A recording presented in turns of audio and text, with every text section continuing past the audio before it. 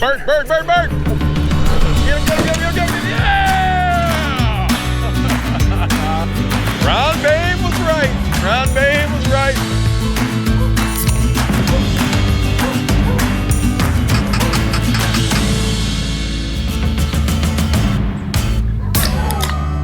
I'm feeling spry.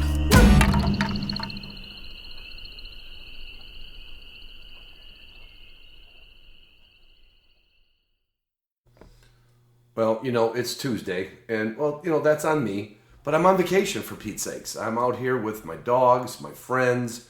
I'm out in North Dakota, scrounging up some birds, doing pretty good. I'll tell you, my shooting, the first day, you might as well have called me a rookie. But it's been getting progressively better. In fact, today I only needed a shell per bird. Yeah, you can't bitch about that. Anyway, this episode you're going to hear is a kind of a primer, or as they say, a primer, for the Hunting Dog Film Festival. Don't think of it, this is not my brainstorm, this is not my brainchild. I'm going to help them promote this. I'm going to be there, and I want you to be there at Pheasant Fest, because that is where the Hunting Dog Film Fest is going to make its national debut. You get all the details on the podcast, but let me just go through, the sponsors, just because we have to, and you know how it goes. So, our title sponsor is OnX Hunt. And when you're on a hunting trip, I'm telling you what, that is the tool. I mean, you need the gun, you need the Mossberg, you need the Boss shells, you need your Garmin, you need your kennels, you need your Gunner kennels. If you need anything quick, you need W Supply. But OnX, I mean, that is all we do around the kitchen table all morning is scout on OnX. That is it's I don't want to say it makes it easy. You still got to learn to shoot. You still got to train your dogs. You still got to get out and put your miles on. But my God, does it make it easier. Purina Pro Plan makes everything easier with my dogs. That's all they eat. That's all my friends' dogs eat. That's all we eat. I mean, well, no, we don't eat it. And Walton's, I've got my Walton spices. I'm going to be cooking up some sharp tails with it. Well, might be when I get home. You know what happens when you're on a hunting trip? You get all these grand plans, and everybody brings a dish to pass, and then you're like, yeah, but one night let's do this. I'm not saying. I'll let you know. We'll film it if we get it done. But I do have all my Walton spices with me. I'm wearing, in fact, right now, brand new marshwear. You cannot find a better piece of clothing to wear. It got to 75 today out here, and it's gonna get to 80 tomorrow. And I don't want anything that's gonna slow me down. I'm old enough. I'm slow on my own. My Arxis boots are here with me in the truck, in the boot bag. I'll be honest with you, haven't needed them. It doesn't rain here very often, but I bring them everywhere. And I bring all my gear. My K9 Athlete, my Wilderness Athlete, my Garmin, my Gunner Kennel, my Mossberg shotgun, my Boss shot shells, my Purina Pro Plan, my Walton spices, my Warshwear, my Arxis boots, and they're all packed into my four-wheel camper, my four-wheel Model M camper. I'm telling you what, I wish I got this when I was younger, because I would be a traveling wing shooter. Like, I would just go from prairie to woods to prairie to lakes, and I sleep where I drive. It is, the only thing it doesn't do is find me birds. Nope, it doesn't. If you can tell, I'm rushing this a little bit, right? I want to get this podcast out, but I have a little announcement to make. It's kind of some sad news. One of our fellow bird dog people out there, I mean, not everybody knows him. I didn't know him until yesterday. His name is Trevor. I'll leave it at that. Had a terrible incident happen just the other day, hunting out west in Chucker Country, and some coyote hunters shot his dog while it was on point. I mean, try to wrap your damn arms around that. A white based color short hair with a neon collar was killed by a coyote hunter. And there's going to be a whole lot more of it, and I didn't want to try to make a podcast out of it, but he called me yesterday. I think he wants some help to spread the word, to help. I believe it was Utah. Or Idaho. No, Utah. Anyway, I'll figure that part out. But anyway, what I want to tell you is this week, Travis Frank's podcast, The Flush. Travis is going to have Trevor on. It's not going to be a fun one to listen to, but Travis is also going to get some people from the State Department, from the Natural Resources Department, and just bring some light to this. We've all, not we all, but if you're in this dog world long enough, you're going to have some tragedies. You're going to have some weeks and months that you just wouldn't wish on your own enemy. And I'm sure that's how Trevor feels right now. But to get all the details on this, I think Thursday, Travis is going to release the podcast. So go to Travis Frank's podcast on Thursday, and I'm going to go to it because I didn't want to have Trevor on mine and have it redundant. I did let it go on one podcast. In fact, Travis and I talked about it. So listen to Travis Frank's podcast. It's not going to get you in the mood for hunting season, but it's going to get you in the mood to make sure things like this don't happen, whether we can change them or not. I think awareness to the situation is going to be critical. And if nothing else, it might help a little bit. And Trevor's mending and moving on to the next hunting adventure. So Trevor, from the Hunting Dog Podcast crew and listeners, all of our condolences that you could throw at somebody. I'm not going to say anything corny. It's just that all our thoughts are just about your tragedy, and of course everybody wishes it didn't happen, but I think most of us could tell you this is going to be one for the record books, but you're going to be right back on the bike, and this isn't going to change a thing. And all my best to you, Trevor. Anyway, so from that little piece, this is Hasada and Jacob, and we are going to talk about the Film Fest, some of the details in it, and then we're going to talk some Alaskan bird hunting. He is a passionate upland bird hunter in Alaska. And my dumb ass can't tell the difference between Jordan, Jacob, Jason, or anything. It's Jordan. Hasada and Jordan. My apologies. I love both of you very much.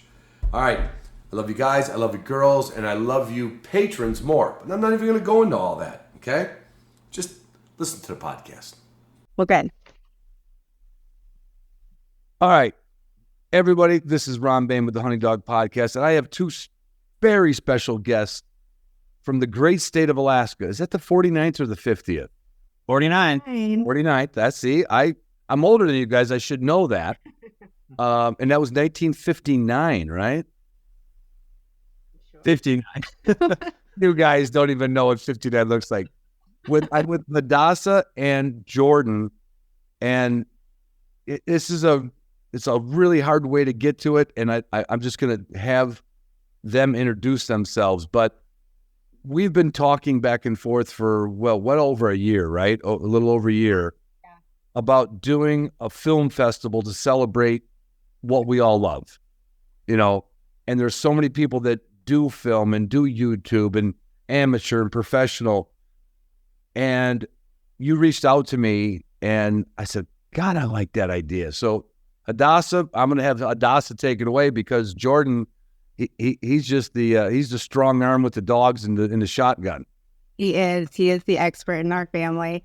The Hunting Dog Film Festival, like you mentioned, Ron, was something that we started talking about years ago. And we really all love this idea of bringing that relationship, that connection between hunter and dog. And how do we bring it down on film? How do we bring it to the audiences that love it and they're so passionate about it as well? And so in this conversation, we kind of went through and decided when the timing was right, and it just seemed like the timing is now. And this is going to be a really, really exciting thing to see all of these stories and these relationships on the big screen. And it's an exciting time, and I'm happy that you're having us on here, and it's just it's going to be amazing, and I'm excited to see all the stories that are coming in. Well, I will tell you that for all the podcasters in the upland world, this time of year, because we're all taking drives across the country, I just did 19 hours from Michigan to North Dakota. And I think I caught up on most of my friends' podcasts, just because that's all I listen to. And you're right. This is like, it's the time of year to talk about it. But Hadassah, share us when we're going to get into the nitty gritty here in a little bit. Yeah. But how and when we're going to preview this? Because to me, that's also like such a great tie-in. Yeah. Yep. So we are going to be in Kansas City, and this is going to be the Hunting Dog Film Festival. So it's going to be film festival debut, and the way that you do it, really amazing. And that's going to be in Kansas City in March. Dates to be announced here shortly, so stay tuned. And really, the stories that we're getting in are going to be by submissions, which we will be opening up next week, actually. But we forgot one thing. You said March and you said Kansas City. It's all in conjunction with Pheasant Fest. It is. It is. Right. I mean, everybody's going to be there. Many people. Pheasant Fest is an amazing, a really amazing place to be during that time. Lots of people, lots of really great brands, lots of creators, yourself, and so it's really going to be an amazing time to share this really great event. Yeah, I think the numbers, I'm not sure what their historical ones are, but I think they're predicting 25,000 this year in Kansas City. So that's going to be a great opportunity. And like Hadassah said, there's, not only the booths, running around, meeting the vendors, seeing the different things like that. I'm also excited about the opportunities to collaborate, meet with people. Even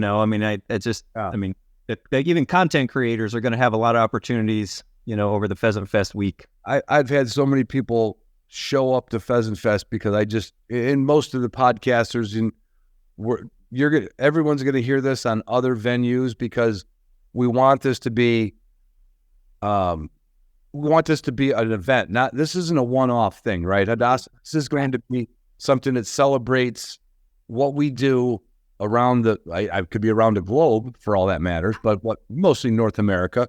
Yeah. And kind of lay out what we're looking for from people who want to. I'm kind of screwing this up a little bit, but that's what I do. There is a very famous fly fishing tour, right? This thing goes around the country, and they show literally what we call back in my day home movies of their hunt or their fishing trip, right? Yeah. People get a little better and a lot more editing and a lot more AI. What are we looking for from people to enter this? Because it's not just an event for the night. Yeah. It's going to be an event that's a bunch of films that are produced by different levels of hunters, different professional levels. Get a little into the weeds on that. Yeah. So there are about 3 different categories. The youth, which is up to the 18, and then the amateur, which is 18 and up. And then the professional. So there's room really for everyone in this space to be able to share a story, a relationship, whatever. Kind of sky's the limit on, where you want to take your story and where you want to kind of go with that part and that medium. But as far as the creativity, we're showcasing, that is our job. We're showcasing upland, waterfowl, tracking, really every medium of dog hunting. Everything we do with our dogs, everything we do. Yep, exactly. All of the relationships. And, that's the unique thing about this is we're really honoring that story between all of those levels. Yeah. Now, I'm going to kind of go out of sequence here because I have some notes. Let's be clear. So what you're looking for, what the Hunting Dog Film Festival is looking for, are people to submit, basically back in what we called the old days, their home movies. Yeah. And all the way up to fully produced. I mean, if you're a videographer and you've got a hunting dog, we'll welcome that as well. Right. So is there a way of vetting or figuring out the youth thing? You could say, okay, you got to be 18 or younger. where does that amateur range come in? Because, there's people out there with head cams, and I've seen some good ones, and I've seen some bad ones. Yeah. But is it going to be judged on almost like the Academy Awards on editing, on audio, or could somebody just come up with the best story in the world? Go ahead. No, I was going to say all the above, really, Ron.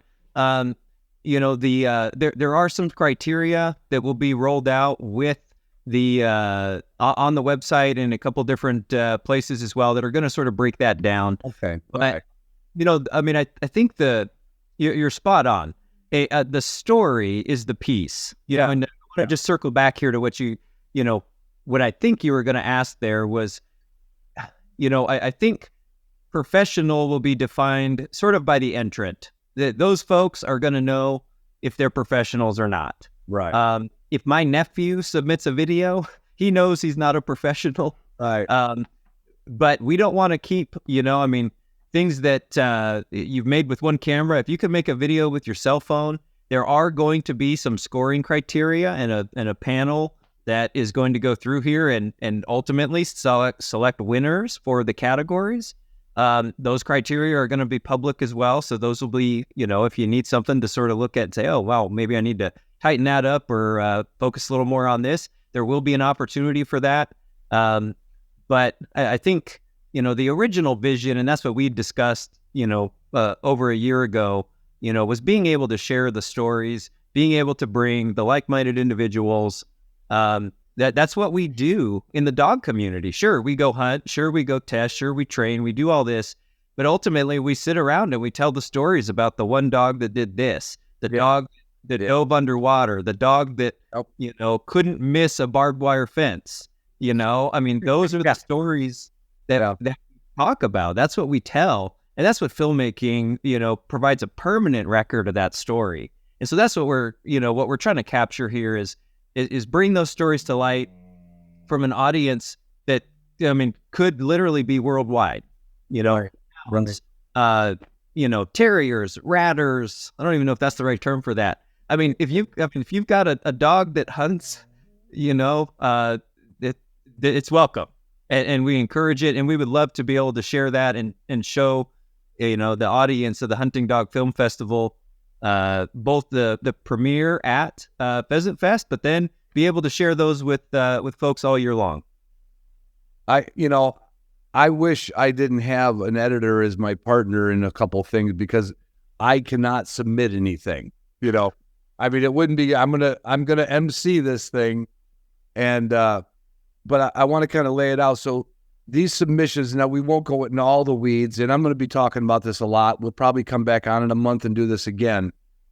What we're looking for is people who, and we know the YouTube world. My God, people love making videos, right? Mm-hmm. So it's almost like you can either be young or amateur, and nothing is too amateur and nothing is too young. Yeah. And it to me, it's like, I think you said something, Jordan. It's like, it could be, I don't want to say this because we don't have the parameters up. It could be a minute long, but if it said everything that a great hunting story says when you're with your friends, and you remember when, if you can capture that on film and you can submit it, that might be the winner. We don't know. Absolutely. And it doesn't have to be a 3-part play, No. Yeah. No. And that's the beauty of it is, so many folks are so incredibly talented, with, all sorts of ways. We've got drones, we've got iPhones, GoPros, Garmin. Everybody makes a product to record a story. Yeah. And there's an opportunity here to share that story. What is that story with your hunting dog, or a hunting dog that meant something a long time ago, a hunting dog that is going to be your hunting partner, right? There's people that have those right now, that the dog's rolling around the front yard, and it can't find a food bowl yet, but pretty soon it's going to be an absolutely amazing dog. So those are the kinds of stories that we can capture. I even had this because this is not my wheelhouse of editing or filming, although I've played with it, but it's not my wheelhouse. But when you kind of said like it could be anything, like, there are some family, let's just say grouse camps in New England who have black and white photos from 1909. Let's see it. Yeah. And if you put that in a video collage, I'd start tearing up. Yeah. Watching the younger kids get older and the older ones out of the picture and the dogs changing. I'm choked up right now, So yeah, it's so generational, and it's something that we're really passionate about. And that's why is like help people, inspire people to get this down in video and bring it to light and to show other people of that generation. And, for the youth side too, get them excited, about doing that for themselves and keep this going. So no, that's amazing. And I think that's just a good point. And I think too, it is an opportunity. Hadassah's talked about that, and I think on the website it talks a little bit about some of the effort we do. Hunter retention, hunter recruitment, especially in the bird dog community, right? I mean, we've over the years with the stuff that we've done up here in Alaska. As I started learning more and more about bird dogs, I started training mine, and we got involved with our local NAVDA chapter and started testing dogs and through the VDD tests. And it's the one thing that is not always overly present is youth, and it stands out when they are. And that's something that I think we have an opportunity with this. And like you say, I mean, there's a lot of videos, there's a lot of platforms you can share videos. Yeah. But I think this is an opportunity to also kind of get some youth excited about getting out, spending that time, ask a family member, ask your mom, ask your dad, say, hey, can you help me make one of these videos? Like, let's get out there and let's take the dog, and maybe he busts every bird he finds, and maybe he, points every bird he finds. Might be the best story from the hunting season. Absolutely. So it's an opportunity to engage the youth in that way, and hopefully have sort of some of this, the hunting and the dogs, right? The hunting dogs, kind of cemented in a lifestyle. Because when you grow up with them, I think it can become something you do for your whole entire life. And, so being able to touch that piece. And whether you get started as a kid or middle age or older, it almost doesn't matter. Yeah. It's a hobby or a passion or whatever you want to call it that kind of blends in. I've got friends here in camp right now.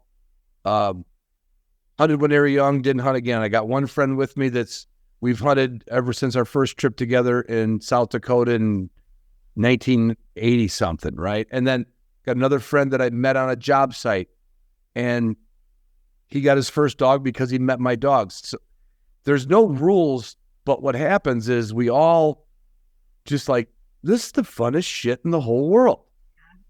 Now, we'll go into the hunting a little bit. It can also be the most aggravating shit in the whole worord. But Ron, have you ever had a Drahar? I had a half a Drahar once, Jordan. I'm not going back. I'm not going back. But I want to make sure I want to have you guys on probably in another couple, 3 weeks or something, because we're going to probably miss something here. But before I want to get into some Alaskan hunting, and I got a couple stories, and I want to hear what you do up there, because you're so far removed, but you're like in the most public land state in the country. I was like, I'm jealous, but I've been up to Alaska a dozen times, and I'm like, yeah, but how do you get there? But I want to make sure, Hadassah, is there anything that other than like some show notes, where will people go to learn about this? I know it's going to be on Instagram and how will people say, what the heck was Ron talking about? Yeah. I can submit my GoPro video. Yeah. Yeah. So we do have a website, huntingdogfilmfestival.com.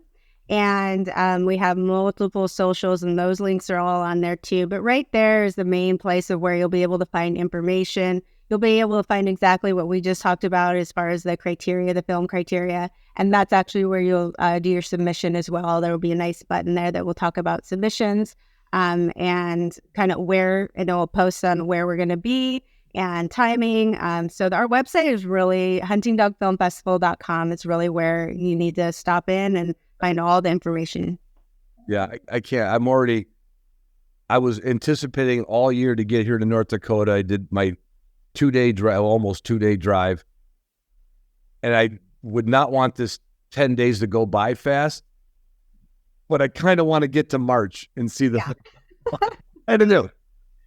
What? It'll be here before we know it. Yeah.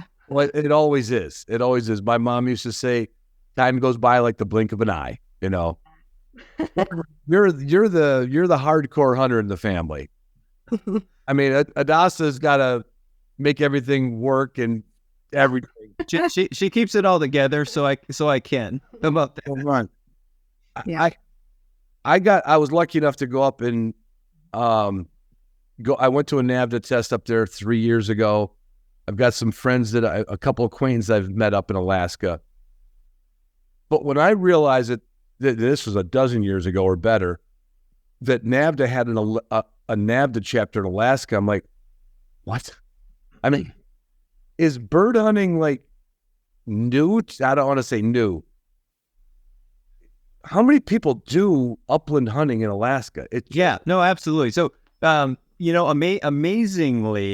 there really is a really robust, I'll say, bird hunting community. I think that's probably the best answer there. We've got waterfowl, we've got upland. Our whole entire state, as you mentioned, is 96% public land and available to access. But as you also kind of mentioned, the big challenge in Alaska, whether you're hunting big game, small game, upland birds, waterfowl, is the logistics piece of getting to where you can hunt. It's not hard to get to Alaska. It's just hard to be in Alaska. It can be. Getting here is just half the battle, literally. And you've experienced that. You fly in and you drive several hours, then you might fly a few more hours, then you might take a boat. Oh, I could tell you, this is not a bird hunting story, but the first time I got invited up to go caribou hunting up on the north slope of the Brooks Range, it was with Steve and Danny Ranella invited me to come up. And when they said we're going to drive, I didn't know we're going to drive for 24 hours. Yeah. And I'm like, you guys find this enjoyable? And then drag a canoe 5 miles as the crow flies off the gas line, which is about 15 miles on a ribbon river. But you guys are nuts. I don't ever want to be a bird hunter in Alaska. If bird hunting is anything like caribou hunting, tell me it's not, Jordan. Well, unfortunately, there are times. I remember a couple years ago when you were up here. I mean, you guys went out and did some waterfowl. You guys, I don't know if you, how many trucks you guys flooded, how many engines you smoked, try to get there. No, it is challenging, and especially when you think of sort of the classical upland bird hunting. Yeah.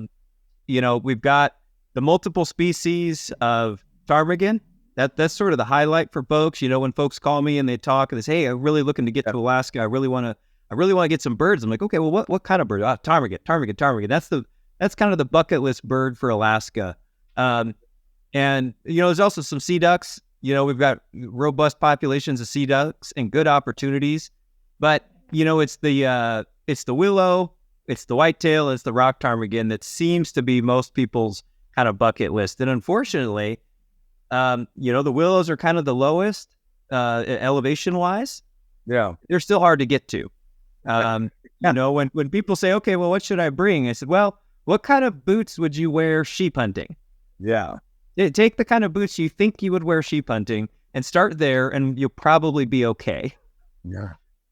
Even when I was young, I don't think I would have taken the invite. I am a very social hunter. I mean, I'll put my miles in, but miles in Alaska are not like miles in the lower 48. Not at all. No, they're really not, and it's unfortunate. It's a gift and a curse, right? Yeah. There's places we hunt up here that you'll literally, not that you couldn't bump a bird somewhere in between, but you might have a 5 or 6 mile walk from the truck before you even bother, putting shells in the shotgun. Right. And a lot of it is uphill, and a lot of it is wet, and a lot of it is Devil's Club and alders and willows. But when you do get there, it's magical, because when you put in the time and the effort to be there, there's very rarely, not that you can't run into a whole lot of NABDA folks in the same valley if you go on the right weekend, but Right. but the opportunity, or the work has a reward that's very special when you do get out that far. Yeah, I did one high country grouse hunt for blue grouse up in Montana, and I can tell you I was only in my 50s at that point, and no, it wasn't worth it. But when I look at the pictures of it and where I was, it was pretty goddamn cool. It was. I never shot a bird with that scenery, or that effort in scenery, because it kind of goes hand in hand, because you kind of hate the scenery as you're going through it. You do. When you get there, it's pretty cool. Yeah. Well, and there's, there's things here that I'm not going to say you couldn't do everywhere, but, I've taken folks ptarmigan hunting, and they walked on a glacier. That there's not a lot of upland bird hunting you do where you can walk on a glacier in the middle of the day or stop next to it for lunch. So you're outside of Boulder, Colorado, but there's no birds there. Yeah, that's it. So there's a happy medium, and there are opportunities closer to town. Unfortunately, Alaska's huge, vast wilderness. We've got so few roads that boats and airplanes really are required to get out to where a lot of people want to feel like they're in Alaska. Right. But I need a little bit of background. Are you both from Alaska originally? Not? Yes, because it's a weird place to live, because it's dark half the year. Yeah. What's the story? How did you guys end up there? Yeah, so we both, I'll let Hadassah tell her backstory, but I was born in Soldotna, Alaska, which is down on the Kenai Peninsula. Yep. And, in all my life, I haven't strayed very far from that area. We split our time between the Kenai Peninsula and Anchorage in that area. Anchorage being the biggest city, in Alaska. It's hard to escape at times. That's where you'll fly into if you get here. If you have I don't want to say a real job, but a lot of the jobs, a lot of the industry is centered in that Anchorage area. So unfortunately, we pack a lot of people onto the little tiny tip of land that is Anchorage, sandwiched between Cook Inlet and then the Front Range of the Chugach Mountains. Yeah. So, so Hadassah also grew up down on the peninsula, but she came to Soldotna via Peru. Yeah. Yep. I was actually, yeah.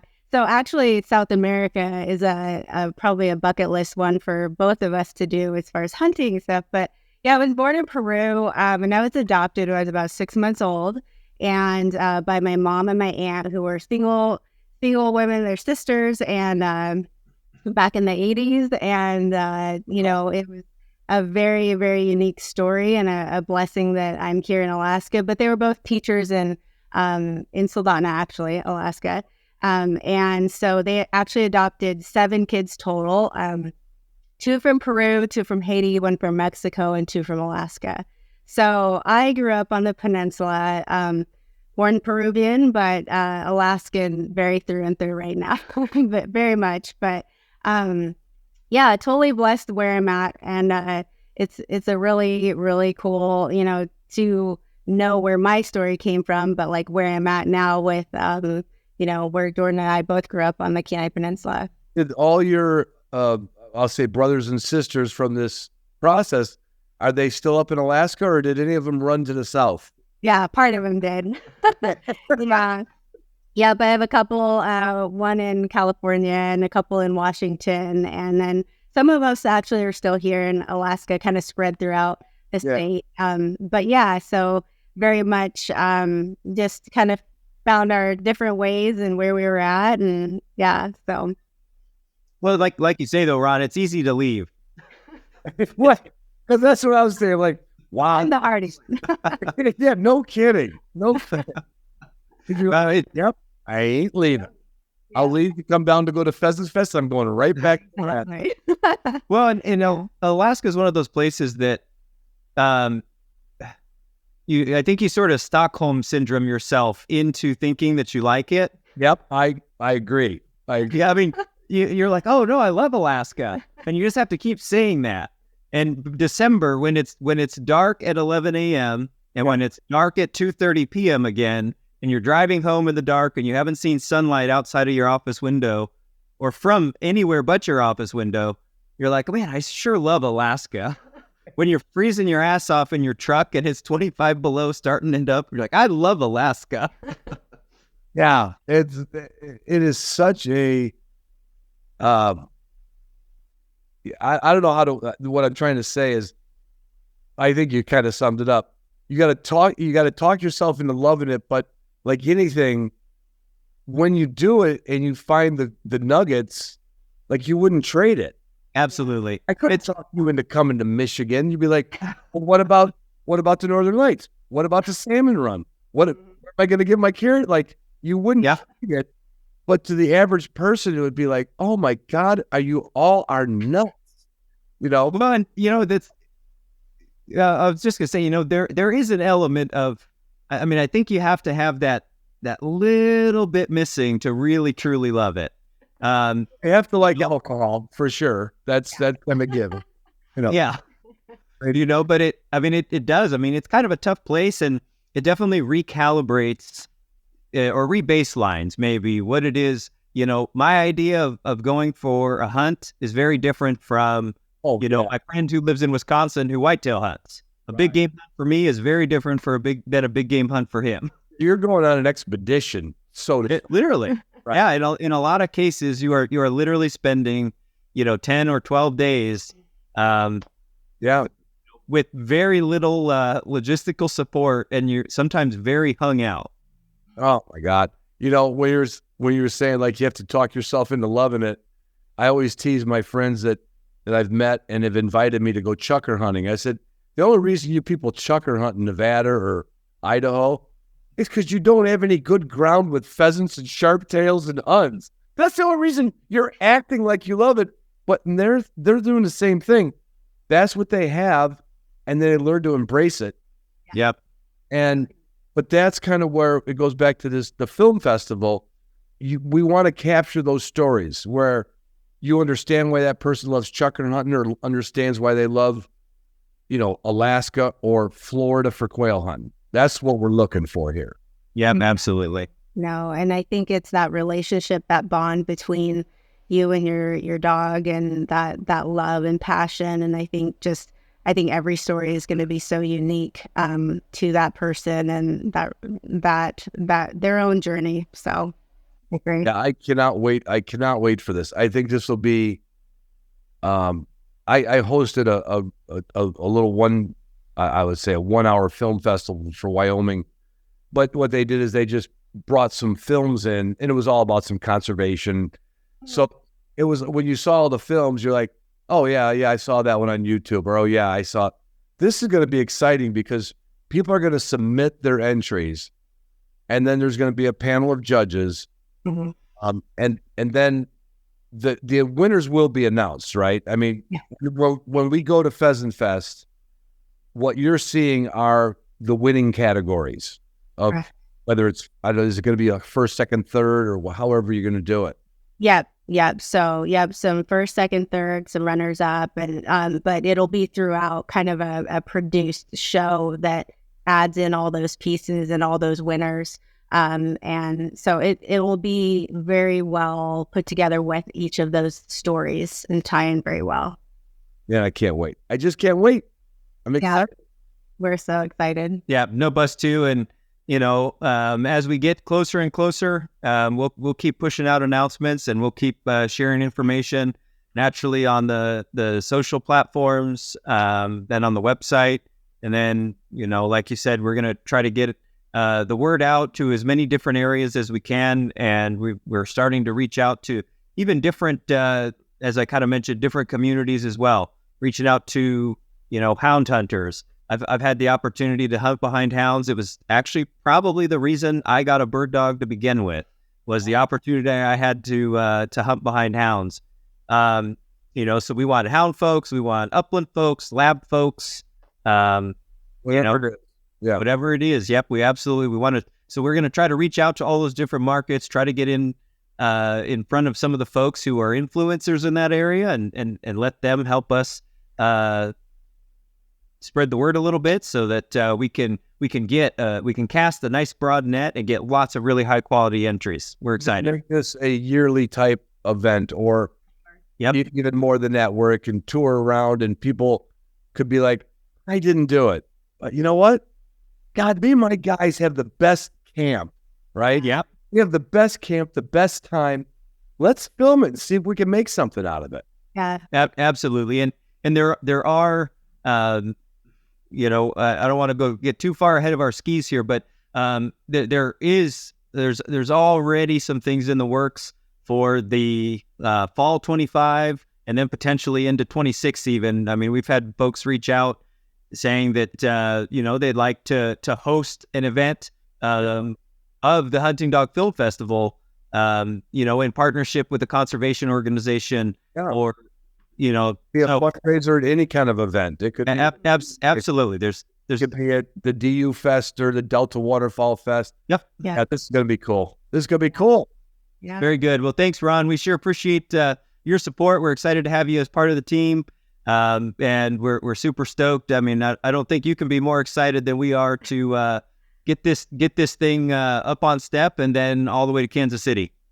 Sounds good. I can't wait to do it. And I'm going to get a hold of both of you, I'm going to say in a couple, 3 weeks, because I want to dive. I mean, we're going to keep talking about the film fest, but I want to dive a little. We didn't have enough time to get deep into the dogs and the breeds of dogs in Alaska and the nitty gritty, because I only have just like a snapshot of it, and I want to dig into it. And I think people will love to hear about the dogs and the dog hunting.